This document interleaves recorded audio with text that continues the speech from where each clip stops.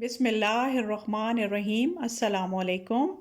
آج کا ہمارا موضوع ہے موٹاپا کی وجوہات۔ آج کل دن بدن موٹاپے میں اضافہ ہو رہا ہے۔ موٹاپا نہ صرف خود سے ایک بہت بڑی بیماری ہے بلکہ یہ بہت سی بیماریوں کی جڑ بھی ہے۔ نہ صرف یہ بلکہ موٹاپے کے ہماری شخصیت پر بھی بہت منفی اثرات مرتب ہوتے ہیں۔ سب سے پہلے دیکھتے ہیں موٹاپا ہے کیا۔ جب انسان کے جسم میں ضرورت سے زیادہ چربی چڑھ جائے جس سے ہمارے اندرونی اعضاء کا کام متاثر ہونا شروع ہو جائے تو اسے موٹاپا کہا جاتا ہے۔ اصل میں موٹاپا کا اندازہ کرنے کے لیے کسی بھی انسان کے وزن کو اس کے قد کے حساب سے ناپا جاتا ہے جسے ہم BMI کہتے ہیں۔ BMI کے متعلق انشاءاللہ ہم کسی اور ویڈیو میں تفصیلی بات کریں گے کہ وہ کیا ہے، کتنا ہونا چاہیے اور کس طرح سے نکالا جاتا ہے۔ آئیے اب دیکھتے ہیں کہ موٹاپا ہوتا کیوں ہے، یعنی موٹاپے کی وجوہات کیا ہیں۔ Number 1، genetics. کبھی کبھار موٹاپا نسل در نسل چل رہا ہوتا ہے کیونکہ کچھ خاندانوں کے جینز میں کچھ ایسی تبدیلیاں رونما ہو جاتی ہیں جو موٹاپا کا سبب بنتی ہیں۔ تب یہ ایک موروثی مسئلہ بن جاتا ہے جس پر قابو پانا بہت مشکل ہو جاتا ہے۔ نمبر 2، زیادہ کھانا یعنی اوور ایٹنگ کرنا یا غلط خوراک کا انتخاب کرنا۔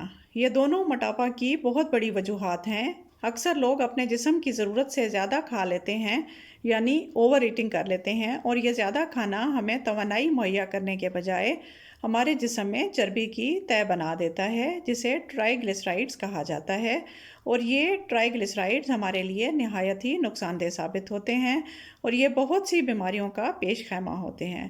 نہ صرف زیادہ کھانا بلکہ غلط خوراک کا انتخاب بھی ہمیں موٹاپا کی طرف دھکیل دیتا ہے۔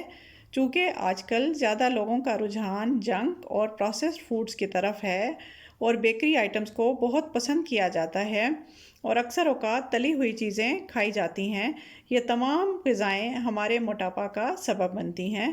نہ صرف یہ بلکہ بار بار کھانے کی عادت یا کھانا کھانے کے فوراً بعد سو جانا، زیادہ چاولوں کا استعمال یا شام کی چائے کے ساتھ سنیکس لینا، یہ تمام عادات ہمیں موٹاپا کی طرف لے جاتی ہیں۔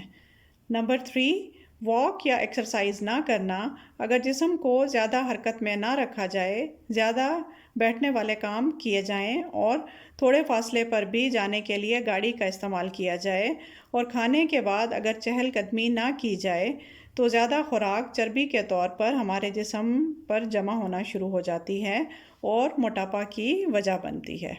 یعنی موٹاپا مکمل طور پر ہمارے اپنے لائف سٹائل کے نتیجے میں جنم لیتا ہے۔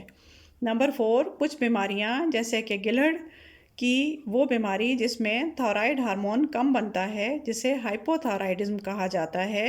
اس ہارمون کی کمی کی وجہ سے میٹابولزم کم ہو جاتا ہے اور کھانے سے صحیح طور پر توانائی ملنے کے بجائے زیادہ کھانا چربی کی شکل اختیار کر لیتا ہے اور اس طرح وزن بڑھنے کا سبب بنتا ہے۔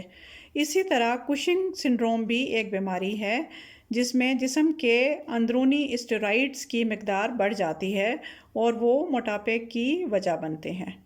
Number 5، hormonal imbalance. کچھ بچیوں یا خواتین میں ہارمونز کی خرابی ہونے کی وجہ سے ان کا وزن بڑھنا شروع ہو جاتا ہے، خاص طور پر پولی سسٹک اوویرین سنڈروم میں یعنی PCOS میں۔